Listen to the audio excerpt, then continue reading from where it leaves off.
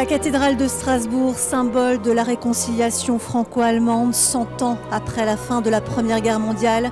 C'est ici, sur cette terre d'Alsace, province perdue avec la Moselle en 1870, que le président Emmanuel Macron a décidé d'entamer cette longue, très longue séquence mémorielle pour clore le centenaire de la Grande Guerre.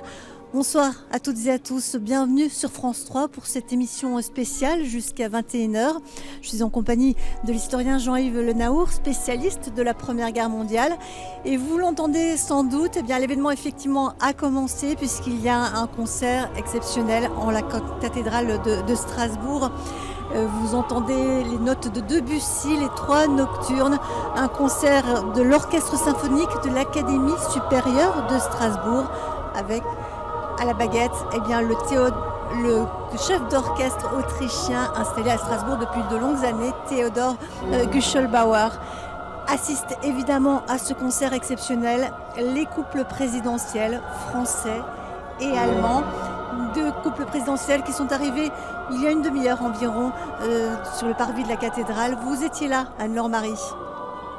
Oui, bonsoir Anne. En effet, le couple présidentiel français, Brigitte et Emmanuel Macron, sont arrivés aux alentours de 19h30 rue Mercière, où flottent les 3 drapeaux français, allemands et européens. Emmanuel Macron est ensuite allé saluer la foule, s'attardant auprès des enfants, accordant même un selfie. Et puis un petit clin d'œil, suspendu à une fenêtre, une banderole incitant la première dame à venir boire un spritz. Le couple présidentiel a ensuite salué les élus alsaciens réunis sur le parvis de la cathédrale avant d'accueillir les invités prestigieux comme par exemple le président de la Cour européenne des droits de l'homme, Guido Raimondi. Et puis ensuite, c'est le couple présidentiel allemand qui est arrivé dans la cathédrale. Frank-Walter Steinmeier et son épouse qui sont arrivés recevant ainsi les honneurs de la garde républicaine. Une accolade très fraternelle entre les 2 chefs d'État avant de pénétrer dans la cathédrale pour assister au concert que vous pouvez entendre derrière moi. Effectivement, et on a vu les images lors de l'arrivée du couple présidentiel allemand accueilli effectivement par Brigitte et Emmanuel Macron sur le parvis de cette cathédrale. Le concert a débuté peu de temps après, il y a en gros une dizaine de minutes. Je vous le disais, Debussy d'abord au programme, un compositeur français, et puis après ce sera Beethoven, un compositeur allemand. Jean-Yves Le Naour, c'est tout à fait logique que cette séquence mémoriale du président de la République démarre à Strasbourg. Oui, bien sûr, parce que l'Alsace, aujourd'hui, c'est un pont entre la France et l'Allemagne, mais il y a 100 ans, c'était une terre de rivalité entre ces 2 pays. Entre 1870 et 1945, ce territoire a changé 5 fois de nationalité. Alors là, nous sommes au pied de cette cathédrale et c'est le symbole de Strasbourg et même un symbole iconique de l'Alsace. On voyait cette cathédrale, par exemple, sur les affiches d'emprunt dessinées par Hansi. Donc c'est vraiment un symbole très fort, autant pour les Français que pour les Allemands. Le mythe des provinces perdues, cette propagande dont on a usé et abusé pendant toute la Première Guerre mondiale, effectivement, aujourd'hui, 100 ans après, on peut en parler de façon apaisée. Oui, c'est vrai que pendant longtemps, la question alsacienne, c'était une question douloureuse. La majorité des Alsaciens avaient combattu, les soldats alsaciens avaient combattu dans les rangs de l'armée allemande. Donc c'était un gros problème, ces associations d'anciens combattants, les pensions d'anciens combattants, etc., les pensions d'invalidité, tout ça c'était un gros problème. Donc on préférait taire, on préférait ne pas parler de ces questions. Et depuis une vingtaine d'années, véritablement, vraiment l'historiographie est complètement renouvelée. On parle de... Mais vous voyez, il a fallu du temps. Et ce n'est peut-être pas par hasard non plus si la commémoration du centenaire a démarré également en Alsace, puisque c'était le 3 août 2014, c'était les présidents Hollande et Gauck à ce moment-là qui étaient au Hartmannswillerkopf. Oui, c'est vrai. Il faut se rappeler effectivement en 2014, effectivement, la pose de la première pierre à l'Hartmannswillerkopf avec les 2 présidents et puis l'inauguration l'année dernière, donc la boucle est bouclée de ce mémorial au sommet des Vosges, avec ces discours sur l'Europe finalement, autant de la part d'Emmanuel Macron que du président Frank-Walter Steinmeier. Effectivement, Strasbourg, ville européenne, capitale capitale européenne. Et il faut le noter, le relever. Le drapeau européen flotte au sommet de la cathédrale de Strasbourg. Et c'est un fait rarissime. Il flotte depuis vendredi matin et ce jusqu'à demain matin. Ça n'est que la deuxième fois que cela se produit. La première fois, c'était le 10 mai 2015. Vous voyez ce drapeau bleu avec ses étoiles jaunes qui flottent donc au sommet de la flèche de la cathédrale. Alors, on va devancer pendant cette émission en quelque sorte le parcours présidentiel qu'Emmanuel Macron va donc effectuer pendant toute cette semaine mémorielle. Et il y a 4 sites sur lesquels nous allons nous arrêter, mais vous le voyez, les sites que le président va visiter sont beaucoup plus nombreux. Pratiquement aucun ne manque, Jean-Yves Le Naour. Bien sûr, il y en a toujours que l'on oublie nécessairement, mais là, on n'a jamais vu un président qui passe autant de temps sur l'ancienne ligne de front. Donc effectivement, on a les champs de bataille de 14, les champs de bataille de 1916, de 1915. Oui, on est un petit peu au complet. Il n'y a pas le chemin des dames, mais il faut dire qu'on l'a commémoré, le chemin des dames, pour la première fois l'année dernière. Comment on peut expliquer d'ailleurs cette volonté de cette durée de séquence mémorielle? C'est quand même très long, une semaine. Oui, c'est quand même très long. Alors il y a une part de politique, et bien évidemment. Il y a des séquences effectivement économiques et sociales pendant aussi cette semaine. Et donc il n'y a pas que de la mémoire. Mais je pense que effectivement la mémoire est au centre. Rappelons-nous de son discours justement à l'Hartmann Villorkov, un discours qui était centré justement sur ces questions de mémoire. Et le président Macron disait que le souvenir ne suffit pas si l'on n'apprend pas. Voilà. Et là, on sent toute la gravité aussi qu'il peut y avoir derrière ce propos, puisqu'on voit bien tous ces nationalismes qui ressurgissent aujourd'hui, donc toute la gravité du discours qu'il peut y avoir derrière cette question de la mémoire de la Première Guerre mondiale.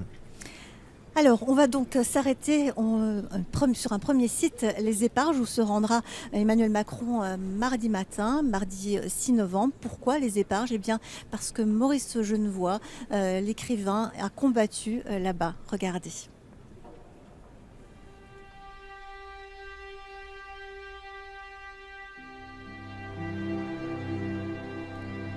C'est un champ de bataille dont le nom est indissociable de celui d'un écrivain.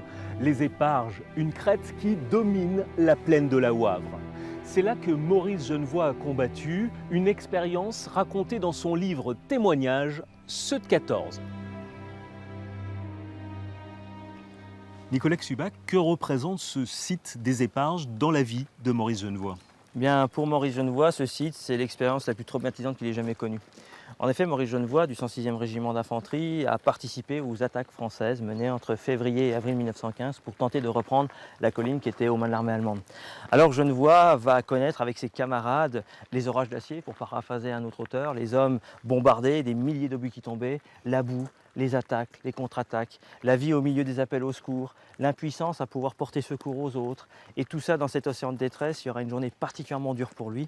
Le 20 février 1915, son meilleur ami, Robert Porchon, va être tué. Et là, il est au fond du gouffre. Alors, il a été marqué au fer rouge et lui-même sera grièvement blessé le 25 avril 1915, non pas sur la crête des Éparges, mais à proximité pour tenter de contrer une attaque allemande qu'il y avait de part et d'autre de la tranchée de Calonne. Cette expérience, il va la raconter, et ce, dès la guerre finalement, alors que ce n'était pas forcément prévu. Tout à fait. C'est son professeur à l'école normale supérieure, Paul Dupuis, qui va l'inciter à écrire. Il va dire « écrivez Genevoix, écrivez ». Il a senti le talent littéraire qu'avait son élève, et Genevoix va se mettre à rédiger finalement un journal de guerre dans lequel il va mettre ses souvenirs, et ça sera sous Verdun, ça sera le premier ouvrage qui, avec les 4 autres, constituera Ceux de 14. Et il sort en 1916, l'ouvrage est en grande partie censuré puisqu'il dépeint avec tout le réalisme la guerre, mais dès le départ on va sentir, et notamment le grand critique Jean Norton-Cru va reconnaître en lui, va voir en lui un des meilleurs témoins de cette guerre.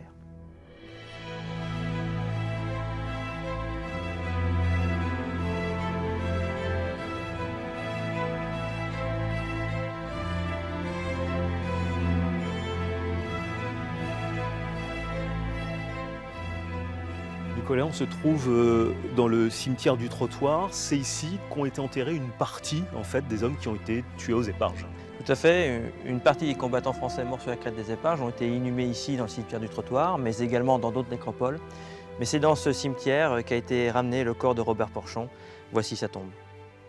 Ce de 14 est dédié justement à ces hommes. Maurice Genevoix ne les a jamais oubliés. Non, non, en effet, hein, les 5 ouvrages qu'il va publier entre 1916 et 1923 leur est consacré. Hein. Il écrit pour qu'on se rappelle de ses camarades.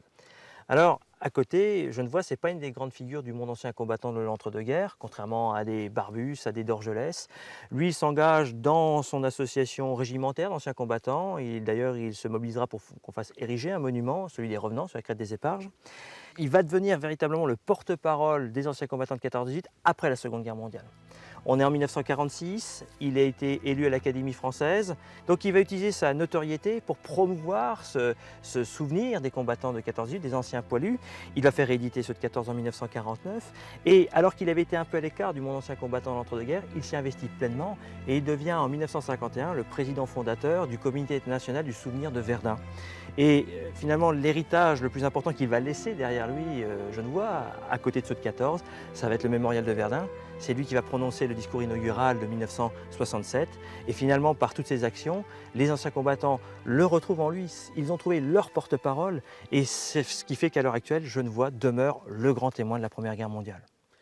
Et ce témoin, l'association Je me souviens de ceux de 14, aimerait le faire entrer au Panthéon. Ce serait un geste symbolique pour marquer la fin du centenaire de la Grande Guerre.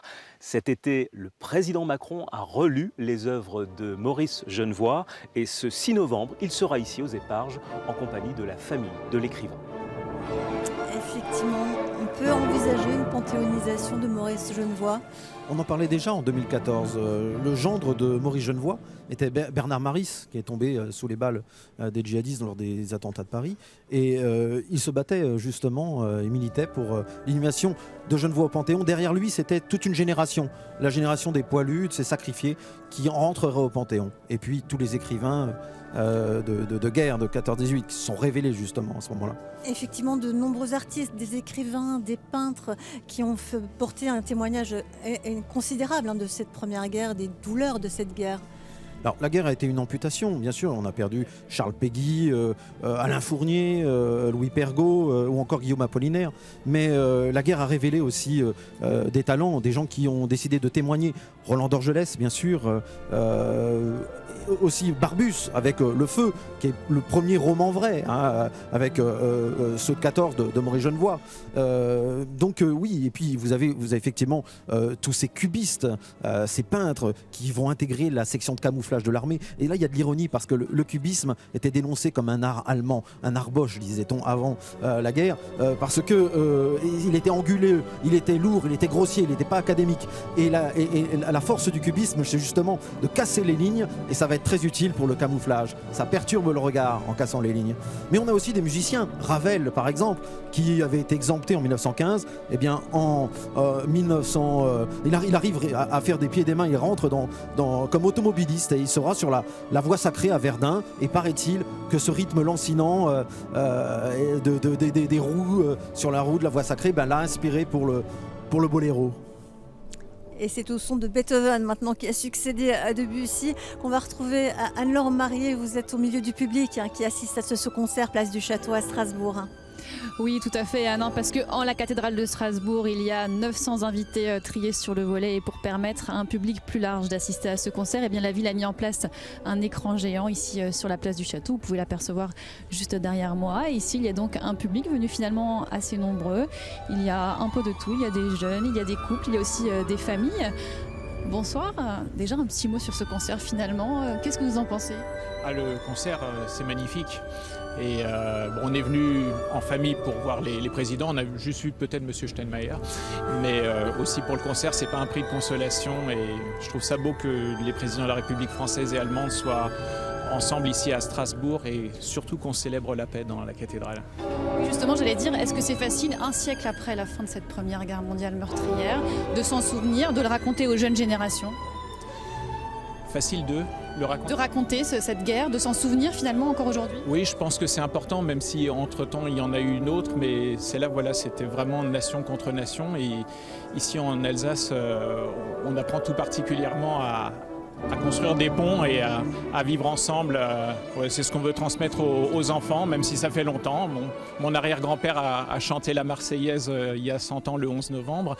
Bon, et c'est une valeur qui est toujours vraie, mais effectivement, après, il s'est engagé pour que ça ne se reproduise plus. Ça s'est malheureusement reproduit, mais en transmettant ça aux enfants, on peut leur apprendre à vivre en paix ensemble.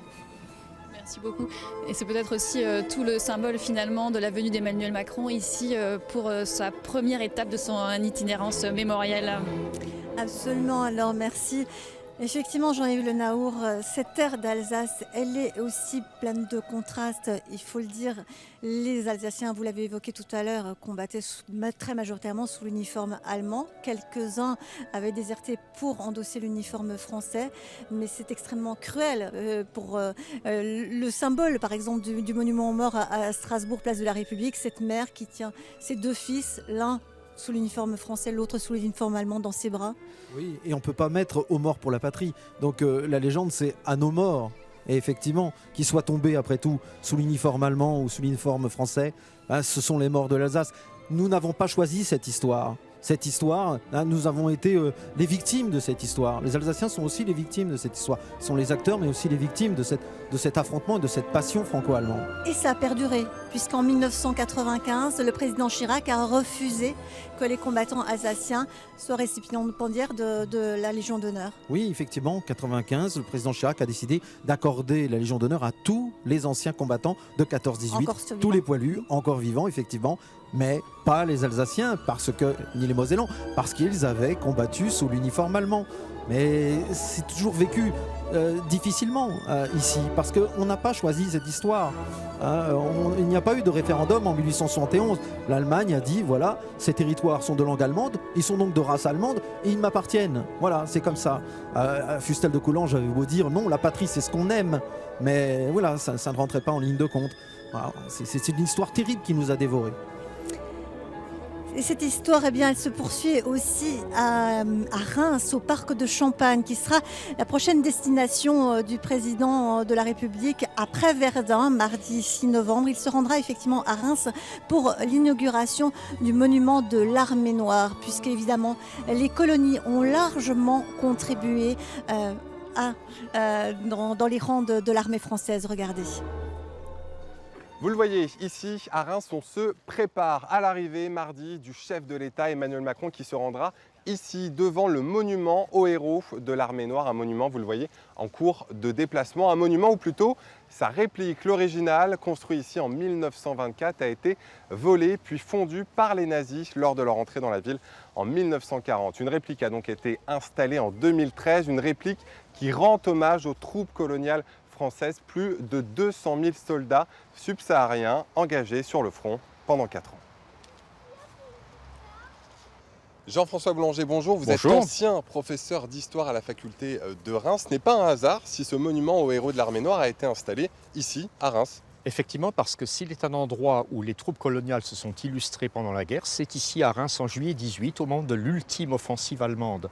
Le front a reculé partout, vers la Marne, sauf à Reims où le front a tenu grâce aux troupes africaines. Ainsi ont-elles contribué à l'échec final des Allemands. Si la France, au début de la guerre, fait appel à ses troupes coloniales, est-ce que c'est pour pallier son infériorité démographique par rapport à l'Allemagne? Oui, parce que le taux de natalité français a baissé à la fin du 19e siècle, d'où la nécessité de renforcer l'armée, soit en augmentant la durée du service militaire, loi de 3 ans, soit en recrutant la force noire du général Mangin, les troupes coloniales. Ce monument aux héros de l'Armée noire représente des soldats africains et d'autres Européens métropolitains. Dans les faits, dans la réalité, ont-ils combattu ensemble? C'est plus compliqué parce que les tirailleurs sénégalais constituent des unités homogènes que des Africains. Par contre, le commandement est européen.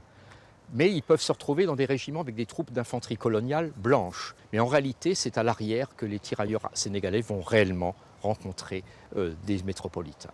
Jean-François Boulanger, quelles vont être les conséquences politiques sur le long terme de cette participation des troupes africaines au conflit? Il y en a deux. La première, c'est qu'ils considèrent qu'ils ont payé l'impôt du sang et à ce titre, ils ont désormais des droits qu'ils vont réclamer aux Français. La seconde, c'est que se constitue dans ces bataillons de tirailleurs sénégalais, entre Africains de différentes ethnies, une conscience africaine qui prendra une forme politique dans les années 1950-1960. Merci beaucoup Jean-François Boulanger. On vous le rappelle, le chef de l'État Emmanuel Macron est attendu ici devant le monument aux héros de l'Armée noire mardi. Et je précise d'ailleurs que le président malien sera également présent aux côtés d'Emmanuel Macron, donc mardi 6 novembre, en toute fin de journée à Reims, au Parc de Champagne, pour ce monument de l'Armée noire. On va revoir la carte du parcours présidentiel, toutes ces étapes. Donc le président Macron qui va s'arrêter à Reims. Ces troupes coloniales qui ont combattu, est-ce que, souvent on a dit que c'était de la chair à canon, est-ce que c'était réellement le cas ? Non, c'est un mythe. Évidemment, après les décolonisations, on a eu tendance à noircir un petit peu. On a prétendu que le commandement français avait épargné le sang blanc en utilisant le sang noir, en quelque sorte. Mais il suffit de regarder le nombre de pertes. Et les pertes sont absolument équivalentes entre les noirs et les blancs. C'est-à-dire qu'en réalité, tout le monde a servi de chair à canon, les blancs comme les noirs. En ce qui concerne les noirs, ils étaient retirés pendant l'hiver parce que, évidemment, c'était des troupes qui ne supportaient pas les rigueurs de l'hiver. Donc on les mettait en cantonnement d'hivernage, plutôt sur la côte d'Azur ou sur la côte atlantique. Donc ils étaient plutôt épargnés pendant l'hiver et on les renvoyait sur le front au printemps. Qu'est-ce qui s'est passé pour ces troupes à la fin de la guerre ? Eh bien, pour ces troupes à la fin de la guerre, on pensait qu'ils rêvaient d'être démobilisés. Évidemment, après le 11 novembre, tout le monde rêve d'être démobilisé. Mais on les a envoyés en Rhénanie, on les a envoyés combattre en Syrie, puisqu'il y avait des révoltes. On s'était partagé, l'Empire ottoman, avec les Anglais, et il y avait des Syriens qui n'appréciaient pas. Bon, ils sont revenus plutôt tardivement dans leur pays. Alors, avec cette auréole, parce qu'on est dans des pays de culture orale, donc ils avaient vu, ils connaissaient la langue du blanc, du toubab, et puis ils avaient des récits incroyables à raconter. Alors, les autres pays alliés ont également fait appel à leur colonie pour venir apporter de la main-d'œuvre supplémentaire. Comme l'Angleterre. Comme l'Angleterre, effectivement. Alors il y a les dominions, bien sûr, le Canada, l'Afrique du Sud, l'Australie, la Nouvelle-Zélande, mais il y a les combattants indiens. Alors ces combattants indiens, on les découvre pour la première fois à partir d'octobre 1914. Ils débarquent à Marseille. On n'avait jamais vu d'Indiens, de Sikhs sur la Canebière. Donc la population, elle les applaudit, puis elle est absolument fascinée. Elle vient les voir le dimanche dans leur campement. On les approche. Mais ils combattront pendant une année ou deux sur le front français. Mais les troupes indiennes combattront surtout en Mésopotamie contre les Ottomans. C'était quand même plus proche l'Inde du front mésopotamien que le front du nord de la France.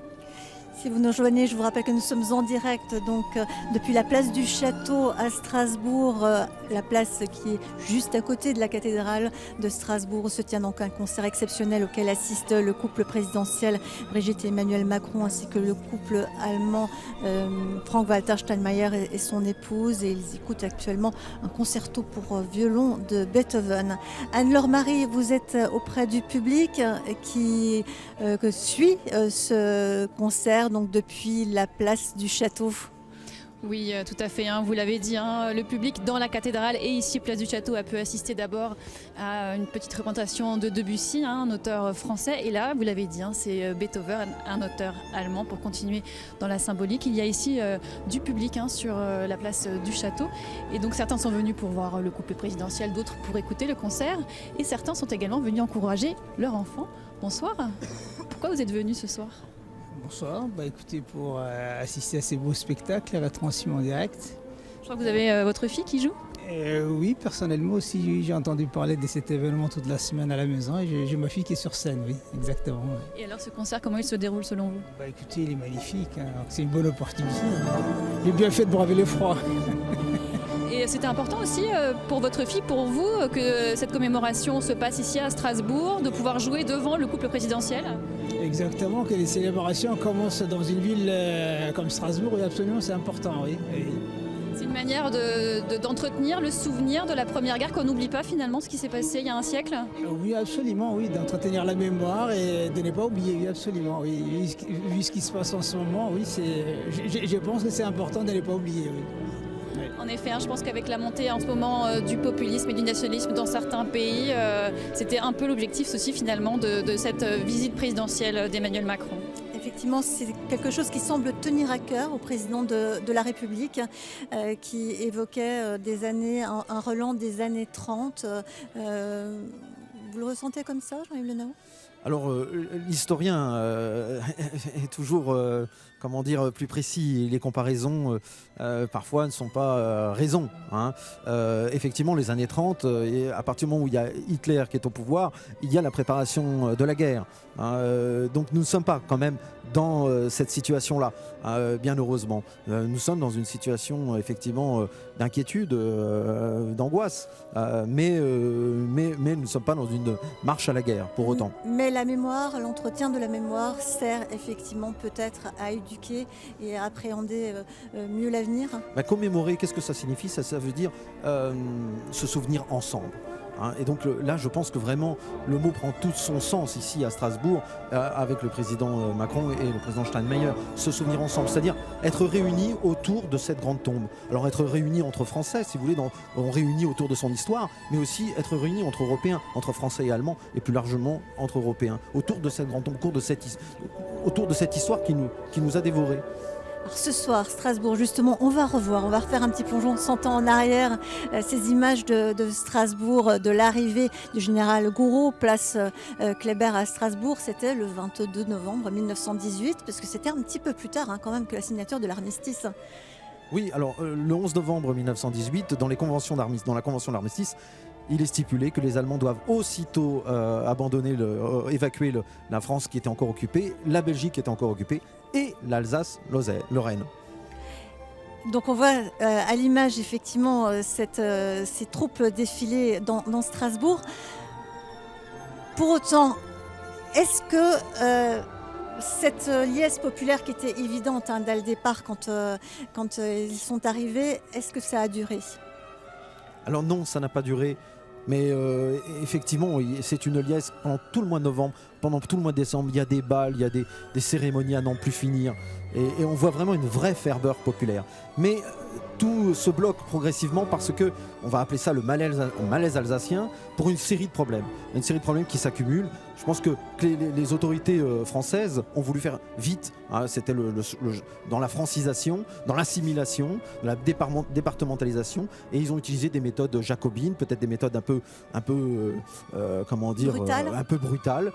Et ça a été parfois mal ressenti. Alors parmi les méthodes brutales, il y a eu cette expulsion des vieux Allemands, comme on dit ici, c'est-à-dire des Allemands qui s'étaient installés entre 1871 et 1914. Voilà, il faut avoir quand même conscience qu'il y avait 4 décennies que l'Alsace-Moselle était allemande. Oui, puis il y avait des mariages mixtes, notamment à Strasbourg, pendant toute l'Alsace, pendant les campagnes, mais à Strasbourg, dans la bourgeoisie alsacienne et dans la bourgeoisie allemande, il y avait 22% de mariages mixtes. Et tout d'un coup, ces familles se retrouvent complètement déchirées parce que les populations qui sont d'origine allemande doivent partir. Et doivent partir parfois brutalement, accompagnés jusqu'au pont de Kiel par des foules qui les insultent, dehors les boches, etc., qui leur jettent du crottin, qui leur jettent des pierres. Donc tout cela, évidemment, c'est des problèmes. Il y a d'autres problèmes. Le problème religieux, est-ce qu'on doit appliquer la loi de séparation de l'Église et de l'État ? Les problèmes linguistiques, quand vous remplacez les fonctionnaires allemands par des fonctionnaires français, la population ici ne comprend plus, elle ne parle pas le français encore. Donc tout d'un coup, la langue d'administration c'est le français, et on ne parle pas le français, ça crée quand même des problèmes. Et puis il y a aussi des problèmes économiques, des problèmes financiers, évidemment. On passe du mark au franc, il y a une orientation des échanges vers l'Allemagne qu'il faut orienter vers la France, les transports, il y a toute une série de problèmes. Mais ce que l'Alsace, elle veut surtout, c'est défendre son particularisme. Elle est girondine, elle refuse ces décisions à Paris, cette centralisation et ce jacobinisme. Et finalement, elle finira par avoir gain de cause parce qu'on va rectifier le tir à partir de mars 1919. On va mettre en place un commissariat général avec à sa tête Alexandre Miron, un politique expérimenté qui va adoucir les choses. Et qui comprendra mieux justement ce fameux particularisme alsacien. On va reprendre le parcours que va effectuer Emmanuel Macron la semaine prochaine. Nous allons nous rendre cette fois-ci à Notre-Dame de Lorette, très célèbre aussi comme site de la Première Guerre mondiale, avec l'anneau de la mémoire où sont recensés des centaines de milliers de noms de décédés. Regardez.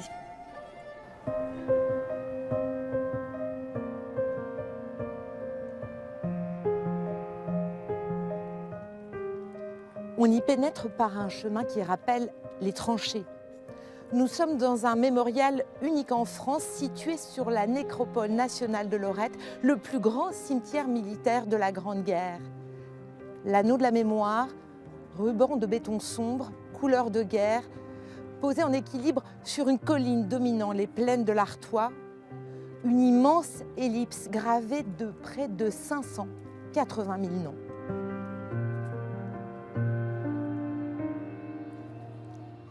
Pour la première fois, des soldats sans distinction de nationalité, de grade, de religion, tous tombés dans les champs de bataille du Nord et du Pas-de-Calais, ont été réunis dans une fraternité posthume.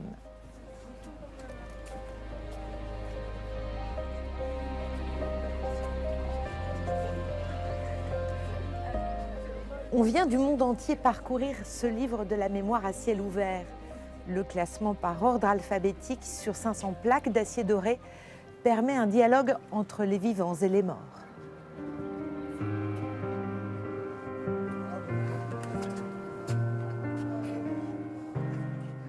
Génération fauchée, sacrifiée, dont le souvenir est inscrit ici. Et génération d'aujourd'hui, Mohamed, c'est un lieu que tu connais ici, hein, l'anneau de la mémoire, tu es venu. Et qu'est-ce qu'il t'évoque, toi, Mohamed? Personnellement, mon ressenti, c'est tous les noms qui y sont inscrits, 580 000. Et on se dit que 580 000, c'est quand même un nom assez conséquent. Et derrière chaque nom, il y avait une vie. Peut-être une personne qui avait un homme, une femme, des enfants. Et c'était un simple civil, il a dû partir à la guerre. Toi qui as 14 ans, qu'est-ce qui te touche le plus? L'âge à laquelle il est décédé, parfois 18 ans, 19 ans, c'est un âge assez très tôt. Ils n'ont pas pu accomplir leur vie, que ce soit avoir des enfants, avoir une femme, avoir un travail. Et les noms ici, cette multitude de noms presque qui donne le tournis à l'infini, en quoi ça diffère? En quoi ça te touche différemment? On va pouvoir se rendre compte qu'il y en a quand même énormément. On prend la mesure, tu dirais? Ouais, voilà, exactement, on prend la mesure. On prend la mesure des conséquences et des victimes qu'il y a eu lors de cette Première Guerre mondiale. Merci Mohamed. Je vous remercie aussi. Le premier nom de cet anneau de la mémoire est celui d'un soldat népalais de l'armée britannique, le dernier, un Allemand. Des inconnus, mais aussi des gens célèbres, comme le nom de Wilfred Owen, le plus grand soldat-poète britannique. Il avait écrit, avant de mourir, un poème, Ode à une jeunesse perdue. C'est le 8 novembre prochain qu'Emmanuel Macron se rendra donc à l'anneau de la mémoire à Notre-Dame de Lorette. Jean-Yves Le Naour, c'est saisissant, ces noms inscrits sur cet anneau de la mémoire. Oui, le jeune homme a parfaitement raison. Il a dit 580 000 noms, mais qu'est-ce que ça veut dire derrière? Il y a des vies derrière, il y a des familles. Parce que 580 000, c'est un chiffre, mais imaginez, ça fait combien de pères, de mères, d'enfants, de fils, de tantes, d'oncles, de grands-parents?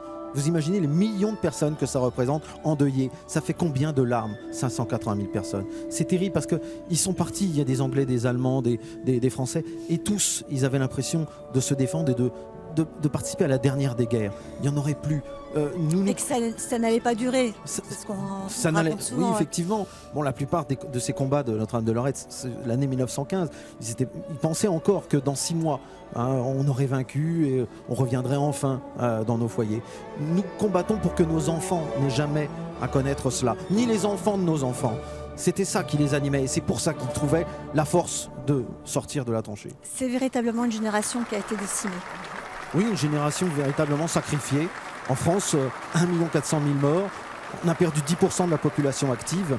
C'est vraiment une blessure qui ne s'est pas refermée si facilement. Parce que la France, finalement, elle ne pouvait plus vraiment aller de l'avant. Elle avançait vers l'avenir en regardant dans le rétroviseur. Nous avançons en marchant reculons, en regardant vers cette belle époque qui était l'âge d'or perdu. Pourquoi et paralysé par la peur de la guerre. Ce qui fait que quand il y a eu Hitler, il n'y a eu aucune capacité d'opposition parce qu'il y avait ce souvenir paralysant. Alors évidemment, l'itinérance présidentielle de la semaine prochaine se concentre sur ces terres du nord-est de la France où a eu lieu la guerre, où il y avait la ligne de front. Mais ce sont toutes les familles françaises qui ont été touchées dans leur chair par cette hécatombe humaine. Oui, qu'est-ce que c'est 600 000 orphelins, 600 000 veuves, pardon, entre 600 et 700 000 veuves, 800 000 orphelins, mais il y a aussi tous les décès. Dans les 3 ans qui vont suivre la guerre, il y a 300 000 hommes qui vont mourir, notamment des gaz, les poumons brûlés. On meurt encore dans l'après-guerre. Donc il y a 1 100 000 orphelins en réalité à partir de 1920-1921. C'est un enfant sur 12. Hein. On est vraiment dans une époque où la mort, elle écrase les vivants. Il y a ces monuments aux morts qui sont neufs et qui ont une liste absolument incroyable de noms dans tous les villages de France. On vit vraiment écrasé par le souvenir. C'est peut-être aussi en hommage à donc, tous ces morts qu'a lieu ce concert en la cathédrale de Strasbourg. Nous sommes en direct de la place du Château à Strasbourg.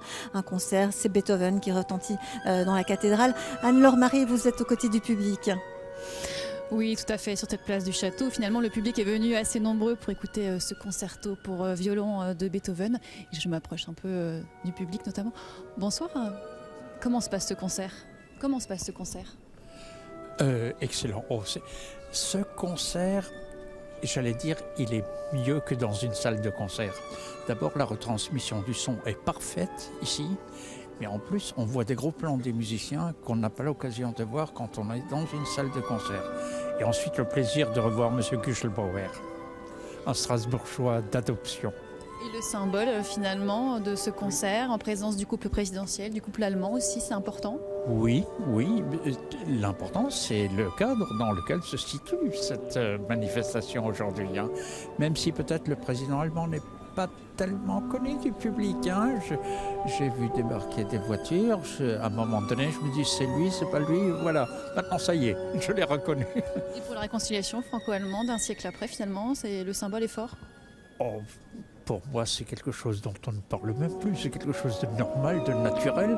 Alors c'est vrai que quand on observe un petit peu ce qui se passe à travers le monde, à travers un certain nombre de dirigeants, y compris européens, qui commencent à manifester un certain nombre d'idées, je suis tout à coup un peu inquiet et je dis heureusement qu'il y a le couple franco-allemand pourvu qu'il résiste.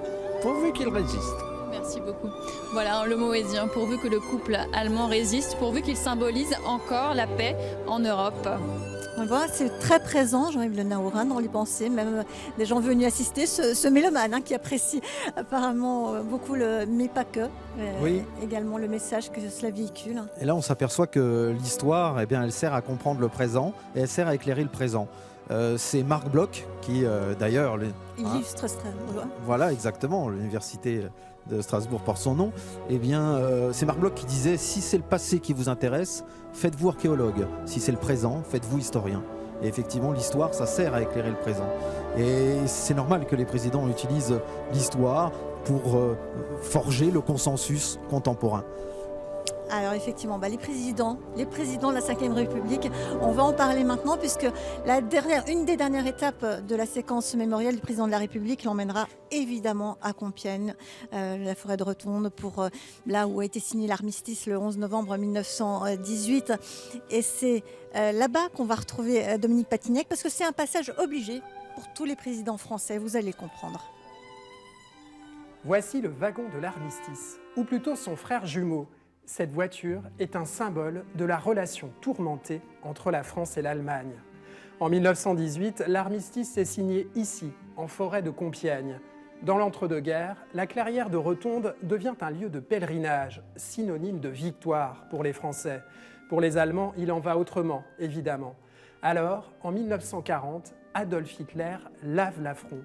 Les Français acceptent le cessez-le-feu aux conditions ennemies, au même endroit, dans le même wagon. Ce trophée de choix sera emmené en Allemagne où il brûlera en 1945. Cette voiture semblable en tout point le remplace depuis. Ce lieu est éminemment politique. Époque après époque, les présidents y ont pris la parole pour délivrer le message du moment. 11 novembre 1958, la Ve République n'a qu'un mois. René Coty s'apprête à céder la place au général de Gaulle. Vétéran de 14, Coty appelle les Français à l'union. Pour gagner la paix définitivement, Français de toutes opinions, de toute croyance, de toute condition. Unissez-vous, mais unissez-vous, comme nous nous sommes soudain unis il y a 44 ans, comme nous sommes restés unis pendant ces années, ces 4 années de tranchées. Fête de la victoire et de la paix depuis son origine, le 11 novembre prend des accents européens à partir des années 70. Valéry Giscard d'Estaing défend l'Europe qui se construit. Il n'y a plus de fatalité de l'affrontement en Europe. Désormais, l'effort d'organisation de l'Europe, auquel la France apporte sa contribution éminente et décisive, doit faire de notre continent un modèle pacifique. De François Mitterrand, l'histoire retient cette image main dans la main avec Helmut Kohl à Verdun, mais lui aussi a sacrifié au rite de la Clairière. 70e anniversaire de l'armistice, Mitterrand, l'ancien combattant de 40, plaide pour la paix. Ceux de 14-18, au-delà de leurs souffrances et de leurs sacrifices, n'avaient qu'une ambition, que leur guerre fût la dernière, la der des der. Et voici que maintenant, nous reprenons cette espérance. L'Europe réconciliée est et sera demain, plus encore, la réponse qu'ils attendraient de nous. 4 ans plus tard, les obus pleuvent à Sarajevo, là où tout avait commencé en 1914. 1998, 80e anniversaire de l'armistice. Jacques Chirac choisit le silence. C'est la cohabitation. Sur le chemin des dames, le Premier ministre Lionel Jospin plaide la cause des mutins de 1917, tollés à droite et chez les anciens combattants. Le 11 novembre, à Compiègne, Jacques Chirac ne prononce pas un mot pour marquer sa désapprobation. Depuis, la Clairière a été un peu oubliée. Les présidents ont préféré Verdun ou l'Arc de Triomphe pour marquer la réconciliation. Ainsi, en 2009, Nicolas Sarkozy ravivait la flamme du souvenir avec Angela Merkel. Pour le 100e anniversaire, la chancelière sera côte à côte avec Emmanuel Macron. Tous deux scelleront ici, devant la dalle sacrée, en gage d'amitié, une plaque au message de paix. Un message de paix de Angela Merkel et d'Emmanuel Macron qui n'est évidemment pas que symbolique. Évidemment, alors on vient de voir avec ce reportage que le sens finalement des commémorations change avec le temps. Là où ils vont installer leur plaque, à quelques mètres, il y a déjà une énorme plaque qui dit « Ici succomba le criminel orgueil allemand ». Voyez, et on est très loin de cet esprit triomphal, parce que nous aussi on a connu une autre humiliation au même endroit. On l'a rappelé, Hitler est entré dans le wagon, il a dit où s'est assis le maréchal Foch, et il s'est assis au même endroit. Donc c'est clair dans l'armistice, c'est l'humiliation de l'Allemagne et c'est l'humiliation de la France. Donc finalement aujourd'hui il n'est plus question de revanche, il n'est plus question d'humiliation. Il y a un homme et il y a une femme qui vont venir le 10 novembre et qui se tiennent la main et qui vont inaugurer cette plaque. Mais cette signature de l'armistice, est-ce qu'elle a quand même, d'une certaine manière, par les outrances, les conséquences qu'elle a eues, engendré d'une certaine manière la Seconde Guerre mondiale, ou non, ça n'est pas aussi facile que ça? Non, effectivement, c'est pas aussi facile que ça. On dit très souvent que le traité de Versailles a conduit directement à la Seconde Guerre mondiale. Ce serait la Seconde Guerre mondiale et même Hitler, ce serait notre faute à nous Français. Et mea culpa, nous sommes responsables de tous les désastres de l'univers. Mais non, la crise de 29, elle a aussi sa part. C'est-à-dire qu'en 1928, le parti nazi faisait même pas 3% des voix. Et après la crise de 29, qui a ruiné l'économie allemande, le système bancaire, puis les usines, etc., tout ça a fermé, 6 millions de chômeurs, eh bien, il fait 11 millions de voix, le parti nazi. C'est vraiment la crise de 29 qui a propulsé l'extrême droite au pouvoir, la crise économique. Et c'est pas le traité de Versailles. Le problème du traité de Versailles, c'est qu'il n'a jamais été accepté par les Allemands. Et pourquoi il n'a pas été accepté? C'est parce que les Allemands sont persuadés qu'ils n'ont pas perdu la guerre. Parce que cet armistice a été conclu le 11 novembre 1918, avant que les Français, les Alliés, n'entrent sur le territoire allemand. Une dernière offensive a été prévue justement le 14 novembre, c'est cela? Oui, tout à fait. Une offensive qui devait avoir lieu en Lorraine, à l'ouest de Metz. Les armées françaises devaient remonter vers le nord et couper le front allemand en deux. Et tout ce qui était à l'ouest de cette ligne aurait été fait prisonnier. Et ça aurait été la débâcle, évidemment, pour l'armée allemande. Mais bon, là, nous sommes dans l'Uchronie, puisque ça ne s'est pas passé ainsi. Mais est-ce que ça aurait pu changer le cours des choses par après? Ah, évidemment, parce qu'une capitulation, une défaite reconnue par les Allemands aurait fait que la paix aurait été acceptée, parce que les Allemands auraient reconnu qu'ils avaient été défaits. Tandis que là, ils avaient le sentiment d'avoir gagné la guerre à l'Est contre la Russie et d'avoir fait match nul à l'Ouest. Ils ne comprenaient pas la paix de Versailles qui était si dure, alors qu'en réalité, ils avaient perdu la guerre à l'Ouest, mais ils n'avaient pas été envahis. Et la propagande allemande qui a œuvré également pour faire croire au peuple qu'il n'avait pas perdu. Bien sûr, c'est tout le travail du commandement de Ludendorff qui n'a cessé à partir de septembre 1918, donc 2 mois plus tôt, de réclamer l'armistice, de dire aux politiques « Vite, faites l'armistice avant qu'il y ait un désastre pour mon armée ». Et dès que le gouvernement a fait connaître qu'il avait demandé l'armistice, eh bien Ludendorff publiquement a dit c'est un gouvernement de traîtres qui trahit le noble soldat allemand qui se bat, voyez tous ces politiciens, etc. Et il a démissionné. Voilà, donc c'est déjà la légende du coup de poignard dans le dos qui est en germe et qui va servir l'extrême droite pour tuer cette République de Weimar. On va retrouver une dernière fois Anne-Laure Marie, place du Château. Je vous rappelle, nous sommes en direct alors que se termine très bientôt le concert en la cathédrale de Strasbourg. Oui, tout à fait. Ah non, le concert ne devrait plus durer très longtemps. Le couple présidentiel franco-allemand devrait alors sortir ici, place du Château, pour rejoindre le Palais Rohan. Emmanuel Macron peut-être se livrera de nouveau un bain de foule avant donc de regagner le Palais Rohan, où les attendent donc le président allemand et le président français, les élèves de l'école européenne qui chanteront l'hymne à la joie. Le drapeau européen sera ensuite levé. Et enfin, le président allemand et le président français se réuniront en tête-à-tête avant d'assister un cocktail dînatoire qui sera donné Palais Rohan. Merci beaucoup Anne-Laure. Jean-Luc Naour, cette commémoration, ces 4 ans de commémoration, c'était légitime pour le centenaire, il fallait le faire. Alors bien sûr, c'est le centenaire et ça nous a tellement marqué. Même encore aujourd'hui, la mémoire est présente dans les familles. Alors elle est présente, parfois c'est juste un objet, c'est par exemple une douille d'obus sculptée en forme de vase voilà, qui est sur la cheminée. C'est un casque de l'arrière-grand-père ou du grand-père. Oui, les souvenirs, ils sont encore là, très présents dans nos familles. Est-ce que ça permet peut-être justement aux familles de les retrouver aussi, ces souvenirs? Parce que finalement, la Première Guerre mondiale a été très longtemps mis un petit peu sous le tapis, je dirais. C'est vrai que la Seconde Guerre mondiale l'a occulté. Et elle a fait son grand retour à partir des années 90.